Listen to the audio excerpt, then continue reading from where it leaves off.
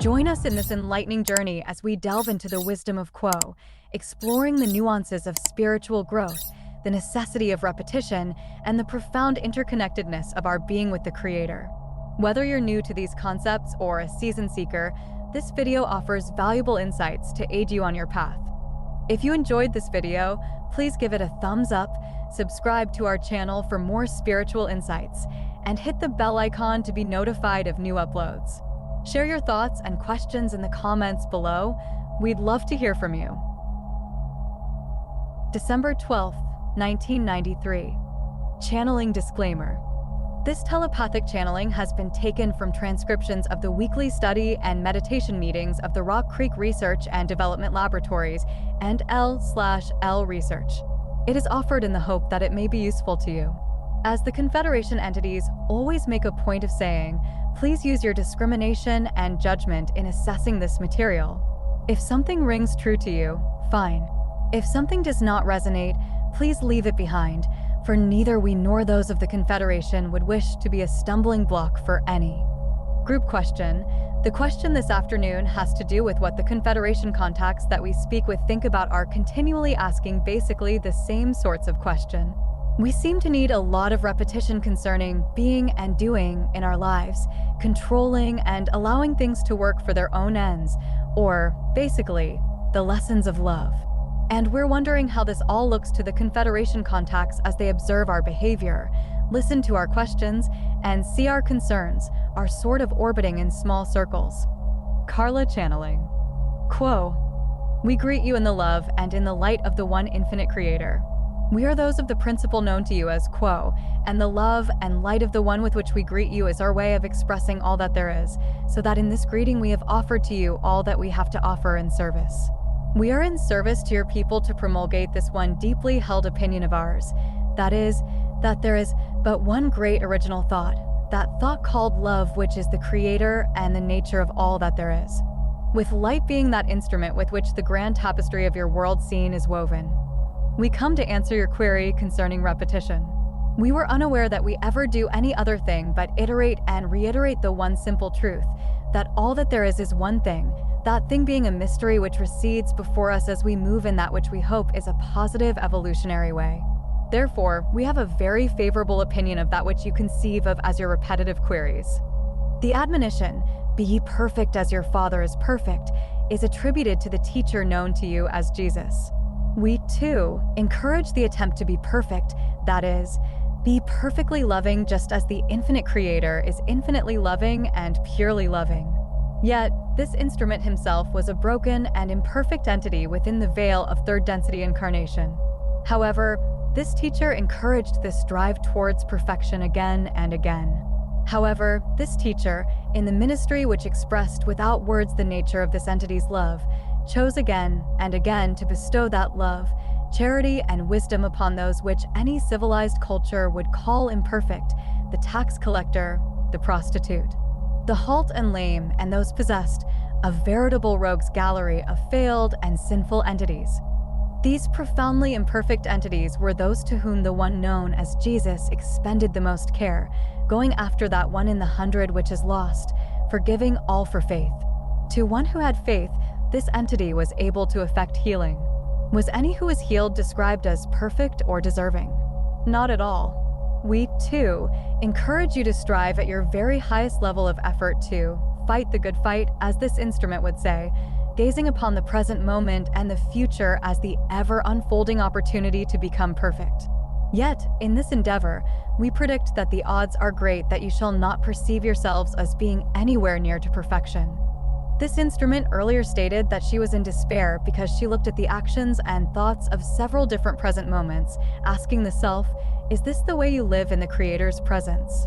May we point out that this entity was, in each instance, thinking of the Creator, with the relationship of the self to Creator inevitably and intrinsically characterized within the heart of self, so that there was no chance for the entity to be away from the Creator's presence.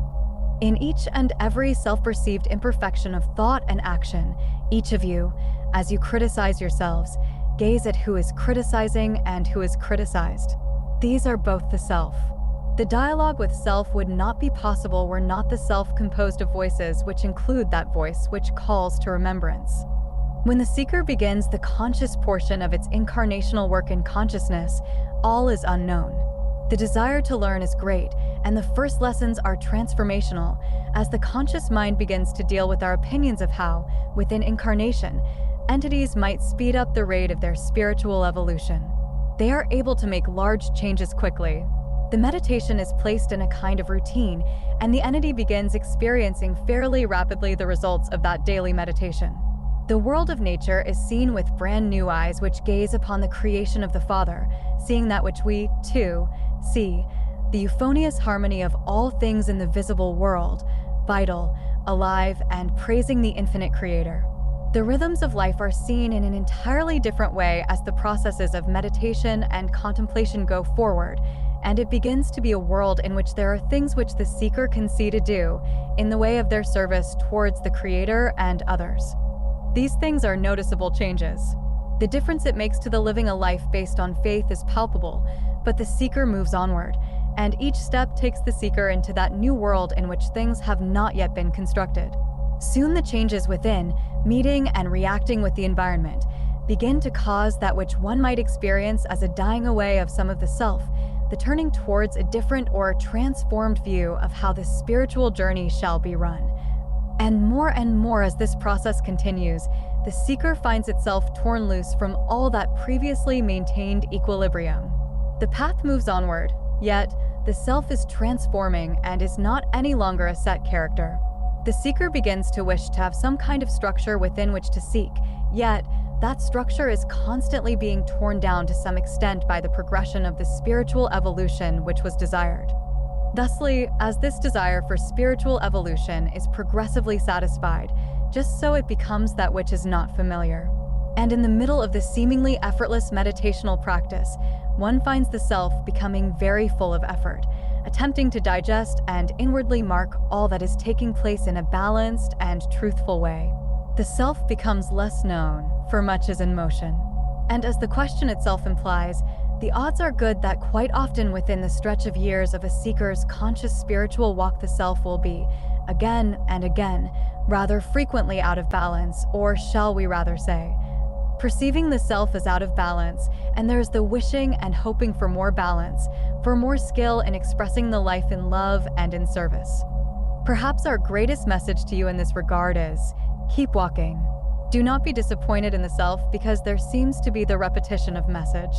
This simply indicates where in a particular group or circle, the rubber, as this instrument would say, is hitting the road. Shall you wish for a pure heart? Then, inevitably, shall you notice each and every impurity which you perceive in the self. Do you wish to be always the one who offers love? Just as strong as this desire is, so is the strength of your ability to notice unloving acts. And if your desire is to balance being and doing, then you shall surely notice, again and again, that you wish to be given more tools and resources to aid you in combating and working with the self as it is perceived by the self to be acting out of balance. So those things which concern or worry, like this repetition, are not in our opinion negative, but rather merely indicative of where the energy is within each of you in the circle. Please consider how long this spiritual journey is, and how infinitely fine the distinctions and the enlightenments become as the spirit progresses through the densities to gaze at the long view. Not only are you attempting within incarnation to balance the being and the doing, the resting and the acting, but there are millions and millions of your years ahead in which you shall only tighten and magnify the scope of that which you observe, looking always not at what has been gained, but at what there is to do. These lessons, shall we call them, go on forever, until time itself becomes meaningless and spiritual gravity takes over.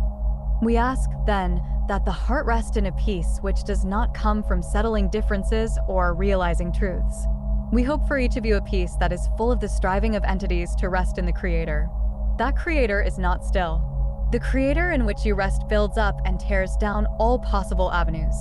Dwell within the precinct of this peace. This peace is not still. This peace may be full of noise and full of prayer also, yet this peace is simply the awareness of the Creator in direct relation to you, and in direct identity with the heart within, which contains that spark of pure love which enlivens the whole. You are mortal, experiencing incarnation within a heavy illusion. Those things you came here to learn you are indeed learning, but it takes your time, not simply one lifetime, but again and again called into incarnation to repeat and repeat that lesson not perfectly grasped as yet. If we felt that we should not repeat ourselves, my friends, we would soon be out of talk. We are attempting to show to this instrument the image of the ice which forms on top of the pond or puddle. The sheet of ice across the top is solid to the touch. It is strong and holds weight. It is one shape only and can only be changed by breaking and scattering its crystalline nature. Yet, below the ice is living water, the habitat of beings, fish and plant life thrive beneath the solid ice. This is as you in incarnation. The form which you have taken is crystalline in its own way and marvelously wrought, and each entity has its own beauty and cleanness of form.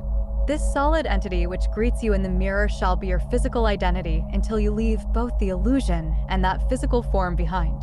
Yet, that solid entity is not the end of you, but merely the surface of your form. Within you are deep and living waters in which the flora and fauna, shall we say, of archetypical images which live in those deep waters may thrive and bloom. Does the physical form change because of this life which moves within?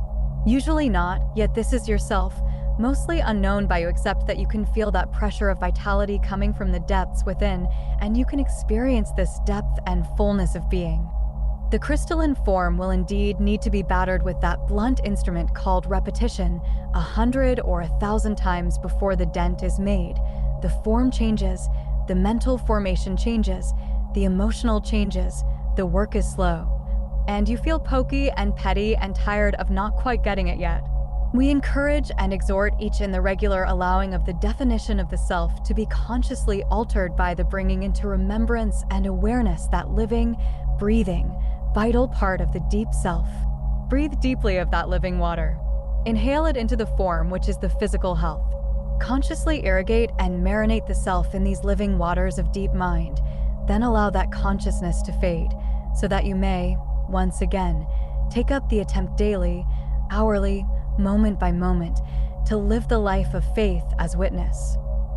And in that witness, whether by expression or aura or any word or deed, may you celebrate that imperfection which is the perfect outworking of a life lived in faith and service. Do you seem to need repetition? Very well then, my friends, repetition it is. And with each repetition, the total of love does not expand but simply intensifies, so that as each lesson is repeated, new and deeper graspings and understandings are found. The entity has not been dealt, may we say, that can do the same thing twice, not in the world of spirit. We ask each to lift the criticism that is implied in being aware that you are working towards an unattained goal. Feel each day both the perfection which is the true nature of all things, and the imperfection which is consciousness expressing through a medium. The medium of third density is that which consciousness can do very little about, comparative. We correct this instrument, compared to its action upon other densities. Therefore, allow the self its nature, and be at peace with the repeated lessons. We would at this time transfer this contact to the one known as Jim. We are those of Quo, and leave this instrument in love and in light. Jim channeling. I am Quo, and greet each again in love and in light through this instrument. At this time, may we ask if there might be any further queries for our consideration? Carla, I didn't understand what they meant when they were talking about the deep mind. The images. It was just unclear to me about the deep mind and the living, almost like beings in that deep mind, which are living. Somehow there was the suggestion that they're not precisely us. They're living like fish in the water of us in the deep mind. And I couldn't make anything out of that, so I didn't express it. And I wonder if you could try again through Jim, because I was interested in that image, but I couldn't express it well enough to use it. Quo. I am Quo, and am aware of your query, my sister. And we would agree that this concept is one which is difficult to comprehend within your normal reference points of existence, for there is little of the deeper mind that your peoples choose to investigate beyond the individual subconscious. However, if an entity is successful in traveling to the roots of the mind beyond that can be called the personal subconscious, there is the racial consciousness of its own kind, shall we say. And here there are experiences that have been gathered by those of the same racial heritage that affect the individual entities of that grouping. Side 1 of tape ends.